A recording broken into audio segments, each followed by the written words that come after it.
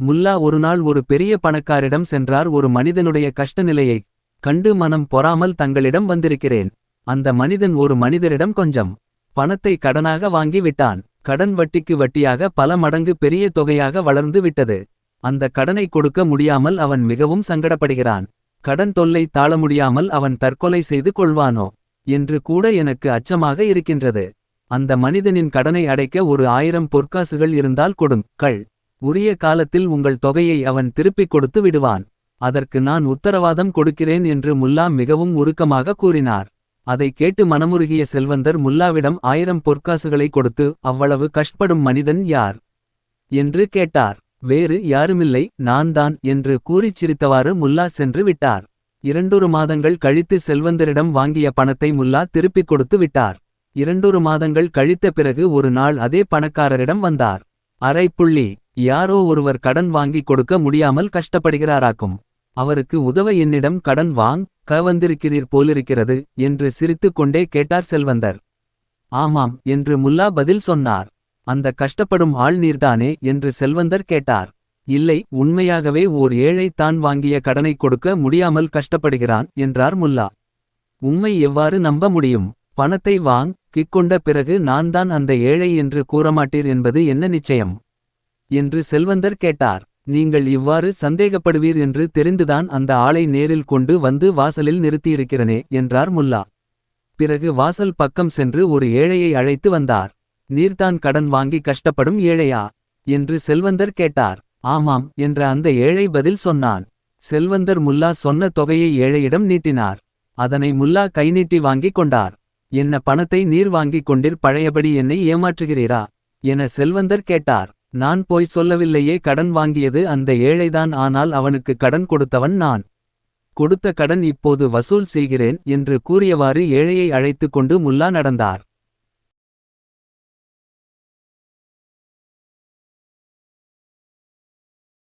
வியாபாரத்தை முன்னிட்டு ஒரு தடவை முல்லா பெரிய நகரம் ஒன்றுக்குச் சென்றிருந்தார்.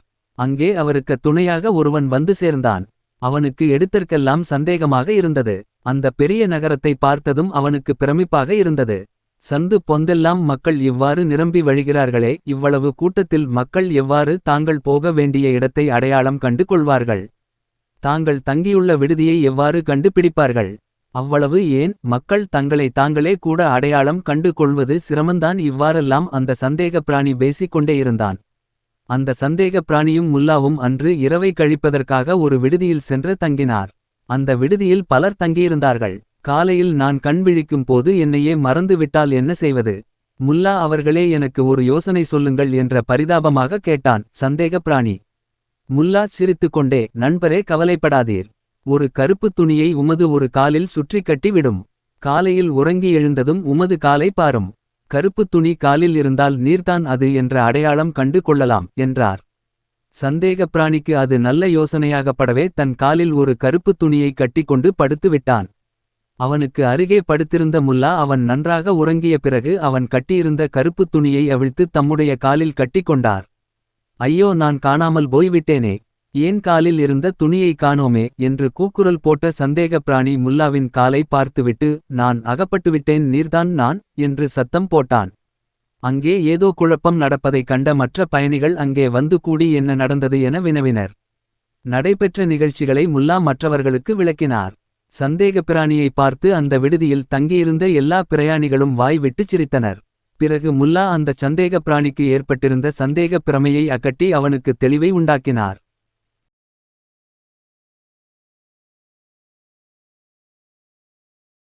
முல்லா வசித்து வந்த ஊரில் ஒரு நாத்திகன் வசித்து வந்தான். கொஞ்சமும் தெய்வ நம்பிக்கை இல்லாதவன். தெய்வ நம்பிக்கை உடைய முல்லா போன்றவர்களை எப்பொழுது பார்த்தாலும் கேலியும் கிண்டலும் செய்து பரிகசித்துக் கொண்டிருப்பான். ஒரு நாள் சந்தை திடலில் அந்த நாத்திகன் நின்று கொண்டிருந்தான். அந்த பக்கமாக முல்லா நடந்து வந்து கொண்டிருந்தார். அங்கே திரளாக கூடியிருந்த மக்களுக்கு மத்தியிலே முல்லாவை அவமானப்படுத்த வேண்டும் என்று எண்ணினான்.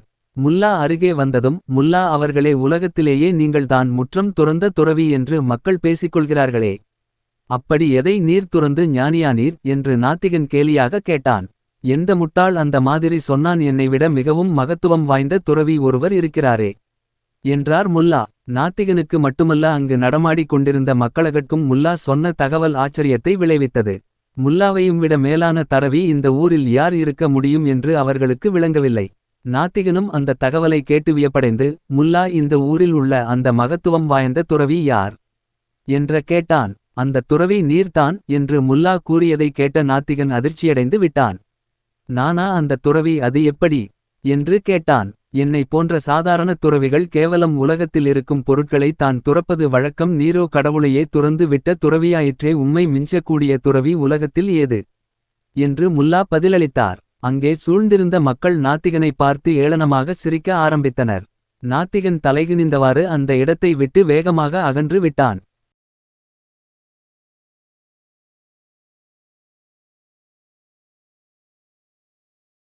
முல்லாவுக்கு சங்கீதம் கற்றுக்கொள்ள வேண்டும் என்று திடீரென ஆசை வந்து விட்டது. சங்கீதம் கற்றுக் கொடுக்கும் ஒரு பாட்டு வாத்தியாரிடம் சென்றார். ஐயா, எனக்கு சங்கீதம் கற்றுக்கொள்ள வேண்டும் என்ற ஆசையாக இருக்கிறது. எனக்கு சங்கீதம் கற்றுக் கொடுப்பீர்களா என முல்லா அவரிடம் கேட்டார். சங்கீதம் கற்றுக் கொடுப்பது தானே என் தொழில், நிச்சயம் தங்களுக்கு சங்கீதம் கற்றுக் கொடுக்கிறேன் என்றார் பாட்டு வாத்தியார்.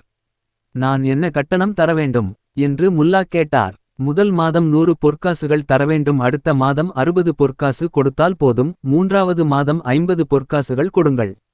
இவ்வாறு கட்டணம் குறைந்து கொண்டே போகும் என்றார் பாட்டுவாத்தியார். சரி, வருகிறேன் என்று கூறிவிட்டு புறப்பட்டார் முல்லா. ஏன் புறப்பட்டு விட்டீர்கள்? சங்கீதம் கற்றுக்கொள்ளவில்லையா என பாட்டு வாத்தியார் கேட்டார். ஒரு 10 மாதம் கழித்து வரலாம் என்று நினைக்கிறேன். ஏனென்றால் மாதா குறையும் உமது கட்டண முறையில் 10 மாதம் கழித்து நீர் இலவசமாகவே எனக்கு கல்வி கற்றுத் தரவேண்டியிருக்கும். அதனால் 10 மாதம் கழித்தே வருகிறேன் என்று கூறிவிட்டு முல்லா நடந்தார்.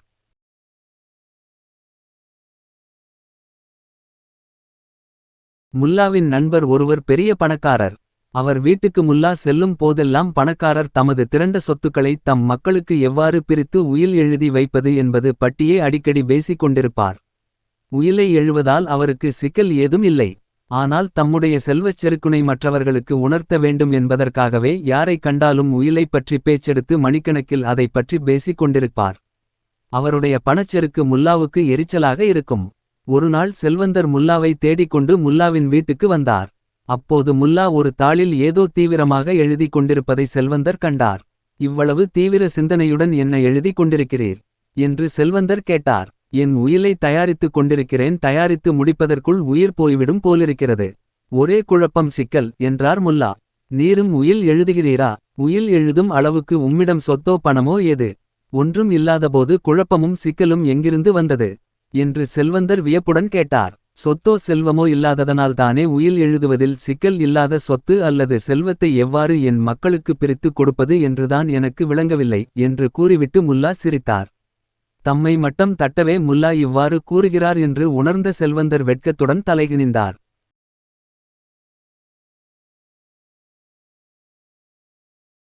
முல்லாவின் வீட்டிற்கு அருகில் ஒரு செல்வந்தன் வீடு இருந்தது. அவனிடம் ஏராளமான பணமும் மற்றும் வீடு, வாசல், தோட்டம், துறவு என சொத்துக்களும் நிறைய இருந்தன. ஆனால் அந்த செல்வந்தன் ஒருநாள் கூட மகிழ்ச்சியாக இருந்ததில்லை. முல்லாவை சந்திக்கும் போதெல்லாம் என்னால் ஒரு நிமிஷங்கூட மகிழ்ச்சியுடன் இருக்க முடியவில்லை. எப்பொழுது பார்த்தாலும் கவலையாகவும் கலக்கமாகவும் அல்லவா இருக்கிறது. நான் கொஞ்ச நேரமாவது மகிழ்ச்சியுடன் இருக்க முல்லா அவர்களே எனக்கு ஒரு யோசனை கூறக்கூடாதா என்று பரிதாபமாக கேட்டார். செல்வந்தன் ஒரு பெரிய பேழையில் தன்னுடைய பணத்தையெல்லாம் சிறு சிறு மூட்டைகளாக கட்டி போட்டு வைத்திருந்தான். சந்தர்ப்பம் கிடைக்கும் போதெல்லாம் அவன் அந்த பணப்பைகளை ஒவ்வொன்றாக எடுத்து பார்த்து பார்த்து வைப்பான். முல்லா அவன் வீட்டுக்கு அடிக்கடி சென்று அவனுடன் பொழுது போக்காக பேசிக் கொண்டிருந்து விட்டு வருவது வழக்கம். அன்றும் அவர் வழக்கம்போல செல்வந்தன் வீட்டுக்கு வந்தார்.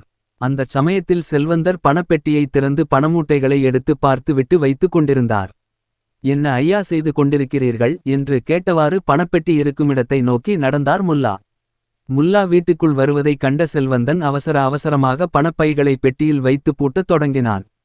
அப்போது அவனுடைய பணப்பைகளில் ஒன்று செல்வந்தன் அறியாமலே பணப்பெட்டிக்கு அருகாமையில் விழுந்து விட்டது. செல்வந்தன் அதை கவனிக்கவில்லை, ஆனால் முல்லா கவனித்தார். உடனே அவர் பாய்ந்து சென்று பணப்பையை தூக்கிக் கொண்டு வெளியே ஓடினார். ஐயோ, என் பணப்பை போய்விட்டதே என்று கூக்குரலிட்டவாறு முல்லாவை துரத்திக் கொண்டு செல்வந்தன் ஓடினான். முல்லா 2 தெருக்கள் வழியாக வேண்டுமென்றே ஓடினார்.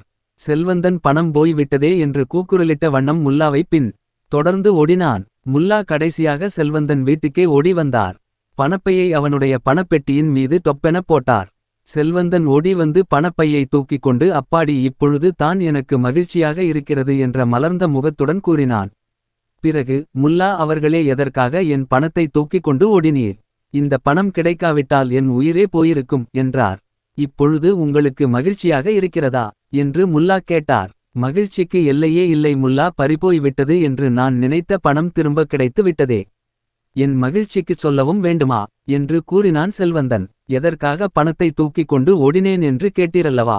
உமக்கு கொஞ்ச நேரமாவது மகிழ்ச்சியை ஊட்டலாமே என்பதற்காக தான் பணத்தை தூக்கிக் கொண்டு ஓடினேன். உம்மால் எப்போதுமே மகிழ்ச்சியாக இருக்க முடியவில்லை என்று கூறினீர் அல்லவா. கேள்விக்குறி. அதற்காகத்தான் உமக்கு மகிழ்ச்சியை ஏற்படுத்த வேண்டுமே என்று பணத்தை தூக்கிக் கொண்டு ஓடினேன் என்றார் முல்லா.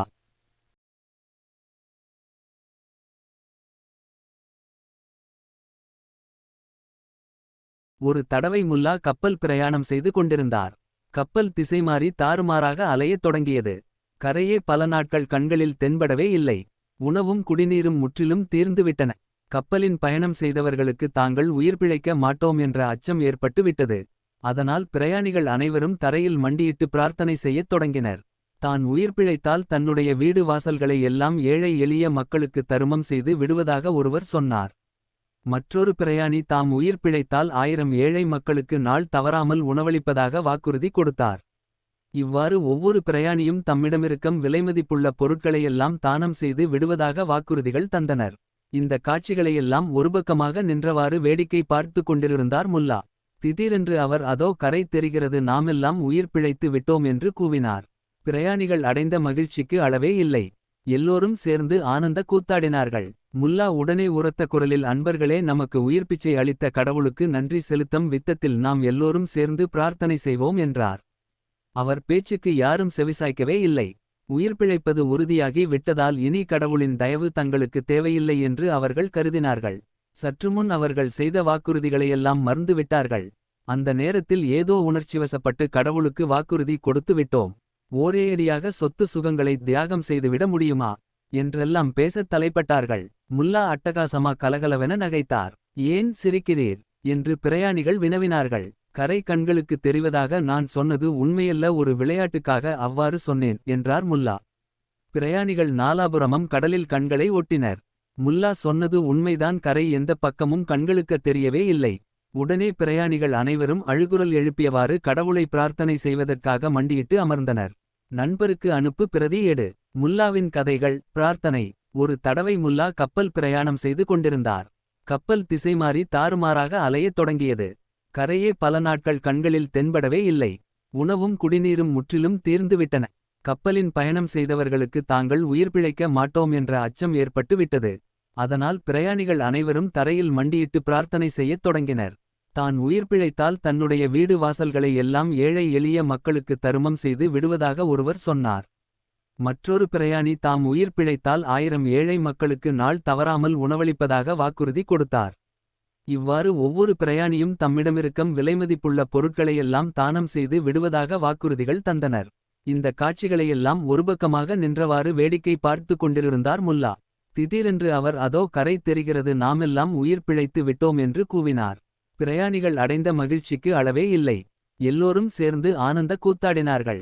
முல்லா உடனே உரத்த குரலில், அன்பர்களே, நமக்கு உயிர்ப்பிச்சை அளித்த கடவுளுக்கு நன்றி செலுத்தும் வித்தத்தில் நாம் எல்லோரும் சேர்ந்து பிரார்த்தனை செய்வோம் என்றார். அவர் பேச்சுக்கு யாரும் செவிசாய்க்கவே இல்லை. உயிர் பிழைப்பது உறுதியாகி விட்டதால் இனி கடவுளின் தயவு தங்களுக்கு தேவையில்லை என்று அவர்கள் கருதினார்கள். சற்றுமுன் அவர்கள் செய்த வாக்குறுதிகளையெல்லாம் மறந்துவிட்டார்கள். அந்த நேரத்தில் ஏதோ உணர்ச்சிவசப்பட்டு கடவுளுக்கு வாக்குறுதி கொடுத்து விட்டோம், ஒரேயடியாக சொத்து சுகங்களை தியாகம் செய்துவிட முடியுமா என்றெல்லாம் பேசத் தலைப்பட்டார்கள். முல்லா அட்டகாசமா கலகலவென நகைத்தார். ஏன் சிரிக்கிறீர் என்று பிரயாணிகள் வினவினார்கள். கரை கண்களுக்கு தெரிவதாக நான் சொன்னது உண்மையல்ல, ஒரு விளையாட்டுக்காக அவ்வாறு சொன்னேன் என்றார் முல்லா. பிரயாணிகள் நாலாபுரமும் கடலில் கண்களை ஒட்டினர். முல்லா சொன்னது உண்மைதான், கரை எந்த பக்கமும் கண்களுக்கு தெரியவே இல்லை. உடனே பிரயாணிகள் அனைவரும் அழுகுரல் எழுப்பியவாறு கடவுளை பிரார்த்தனை செய்வதற்காக மண்டியிட்டு அமர்ந்தனர்.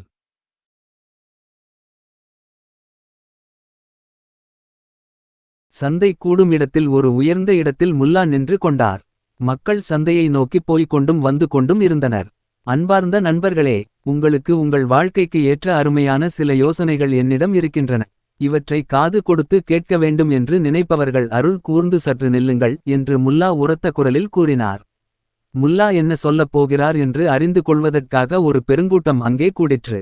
நண்பர்களே, கொஞ்சங்கூட உடல் உழைக்காமல் வீட்டில் இருந்தவாறே ஆயிரக்கணக்கில் சம்பாதித்து சுகபோக வாழ்வு வாழ உங்களில் எத்தனை பேருக்கு விருப்பம்? நான் அதற்கு வழி சொல்லுகிறேன். என்னுடைய யோசனைகளை கேட்கத் தயாராக இருப்பவர்கள் எத்தனை பேர்? அவர்கள் மட்டும் கைதூக்குங்கள் என்றார் முல்லா. அநேகமாக அங்கே இருந்த அத்தனை பேரும் கை தூக்கினார்கள். முல்லா உழைக்காமல் சுகபோக வாழ்வு வாழ என்ன வழி? தயவு செய்து கூறுங்கள் என்று மக்கள் கூச்சலிட்டனர். முல்லா தாம் நின்றிருந்த இடத்தை விட்டு கீழிறங்கி நடக்கத் தொடங்கினார். என்ன முல்லா அவர்களே, ஒன்றும் சொல்லாமல் செல்லுகிறீர்களே என்று மக்கள் கேட்டனர். நண்பர்களே, நமது ஊரிலே எத்தனை சோம்பேறிகள் இருக்கிறார்கள் என்று தெரிந்து கொள்ள விரும்பினேன். என்னையும் சேர்த்து இந்த ஊரில் உள்ள எல்லோருமே சோம்பேறிகள்தான் என்ற உண்மை எனக்கு விளங்கி விட்டது. இனி எனக்கு இங்கே என்ன வேலை? போய் வருகிறேன் என்று கூறியவாறே முல்லா செல்லத் தொடங்கினார். அங்கிருந்த மக்கள் திகைப்படைந்தவர்களாக முல்லா சென்ற திசையையே பார்த்து கொண்டிருந்தார்கள்.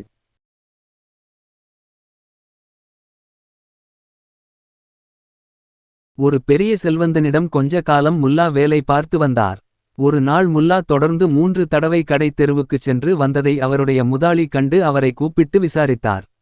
நீர் ஏன் 3 தடவை கடைக்குச் சென்றீர் என்று கேட்டார் அவர். கோதுமை வாங்குவதற்காக ஒரு தடவை கடைக்கு போனேன். அடுத்த தடவை நான் போனது முட்டை வாங்குவதற்காக. 3வது தடவையாக எண்ணெய் வாங்கச் சென்றேன் என்றார் முல்லா. அதை கேட்டு முதலாளி கோபம் அடைந்தார். கடைக்குச் செல்லுவதற்கு முன்னால் என்னென்ன தேவை என்பதைப் பற்றி முன்னதாகவே தீர்மானித்துக் கொள்வது அல்லவா புத்திசாலித்தனம்? ஒவ்வொரு பொருளையும் வாங்க ஒவ்வொரு தடவை கடைக்குச் செல்வது எவ்வளவு பெரிய மடத்தனம்! இனி இந்த மாதிரி தவறைச் செய்யாதே என்று முல்லாவை எச்சரித்து அனுப்பினார். ஒரு தடவை முல்லாவின் முதலாளியான செல்வந்தருக்கு உடல் நலம் பாதிக்கப்பட்டு விட்டது. அவர் முல்லாவை அழைத்து உடனே சென்று மருத்துவரை அழைத்து வா என்று உத்தரவிட்டார். முல்லா விரைந்து சென்றார். சற்று நேரங்கழித்து முல்லா வீடு திரும்பிய போது அவருடன் 3 மனிதர்கள் வந்திருந்தனர். இவர்கள் எல்லாம் யார்? எதற்காக வந்திருக்கிறார்கள் என முதலாளி ஆச்சரியத்துடன் கேட்டார். இதோ இவர் மருத்துவர், அதோ அந்த மனிதர் மதகுரு, அந்த 3வது ஆள் சமாதி குழி தோண்டுபவர் என்றார் முல்லா. நான் மருத்துவரை மட்டும்தானே அழைத்து வரச் சொன்னேன் என்றார் முதலாளி. நீங்கள் சொன்னது போலத்தானுங்க செய்தேன். ஒவ்வொரு விஷயத்துக்கும் ஒவ்வொரு தடவை போகக்கூடாது. ஒரே தடவை திட்டம் போட்டு எல்லா காரியங்களையும் செய்துவிட வேண்டும் என்று சொன்னீர்களே என்று கேட்டார் முல்லா.